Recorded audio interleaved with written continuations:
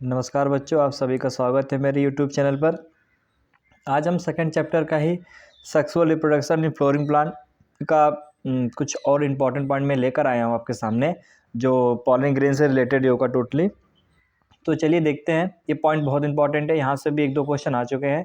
तो पहला देखिए कि pollen grain exine has prominent aperture called germ पोर।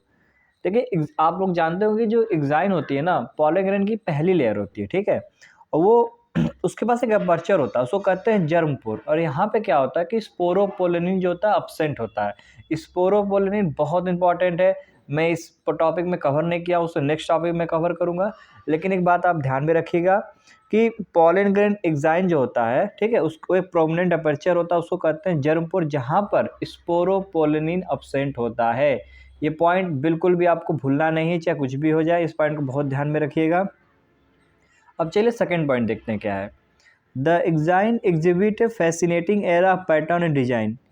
अभी तक ये लाइन एक बार भी नीट में नहीं पूछी गई है, लेकिन आपको पता है कि एग्जाइन और इंटाइन दो लेयर होती हैं, उसमें से कौन फैसिनेटिंग एरा पैटर्न डिजाइन को शो कर रहा है, तो वो सिर्फ और सिर्फ एग्जाइन होगा। ये बहुत इंपॉर्टेंट है। आजकल 2021 में अगर आपने 2022 का पेपर देखा होगा तो इन्होंने असर्शन रीजन भी दे दिया, ठीक है। तो इस चीज़ को ध्यान में रखिएगा कि असर्शन रीजन के फॉर्म में भी अब ये पूछ सकते हैं इस चीज़ को, ठीक है। या फिर which of the following statement is true और फॉल्स के रूप में भी पूछ सकते हैं। तो ये याद रहना चाहिए, ठीक है। The exine exhibit A fascinating era pattern and design. Only सिर्फ और सिर्फ एग्जाइन शो करता है, इंटाइन शो नहीं करता है। इस चीज़ को ध्यान में रखिएगा। अब थर्ड पॉइंट देखिए, the inner wall of the pollen grain is intine made up of सेलोज and pectin. मैंने जैसा आपको पहले ही बता दिया कि पॉलन ग्रेन में दो लेयर होती हैं, एक आउटर लेयर होती है एग्जाइन होती है, और जो इनर लेयर होती है इंटाइन होती है, ठीक है। आउटर लेयर तो एग्जाइन जो होती है वो स्पोरोपोलिनिन की बनी होती है, लेकिन जो इनर लेयर होती है बच्चों वो सेलोज और पैक्टिन की बनी होती है, ठीक है। ये इंटाइन सेलोज और पैक्टिन, ये आप जब प्रीवियस ईयर के क्वेश्चन लगा रहे होंगे 25-30 साल का, तो आपको ऐसे क्वेश्चन ढेर सारे मिल जाएंगे। इस तरीके के आए हुए क्वेश्चन आपको बहुत सारे मिलेंगे।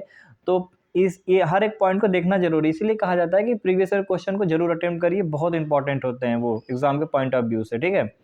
अब लास्ट पॉइंट देखिए इस टॉपिक का, no enzyme that degrade sporopollenin is so far known.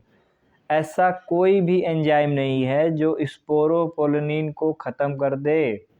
ऐसा कोई एंजाइम नहीं है जो स्पोरोपोलिनिन को समाप्त कर दे, और स्पोरोपोलिनिन ही एंजाइम को बनाता है, ठीक है।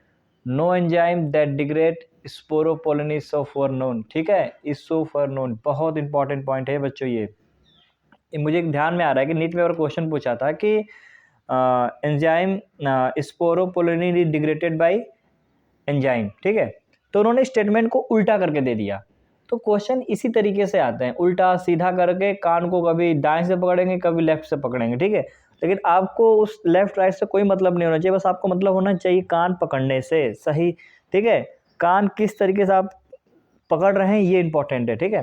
ध्यान में रखिएगा, ये सारे पॉइंट इंपॉर्टेंट है। ये मतलब मैं कह चुका हूँ, मैं ये कह सकता हूँ कि ये बहुत बहुत फायर टॉपिक है। ये जो भी आज मैंने 4 टॉपिक आपको बताएं, ये बहुत इंपॉर्टेंट, इसको ध्यान में रखिएगा।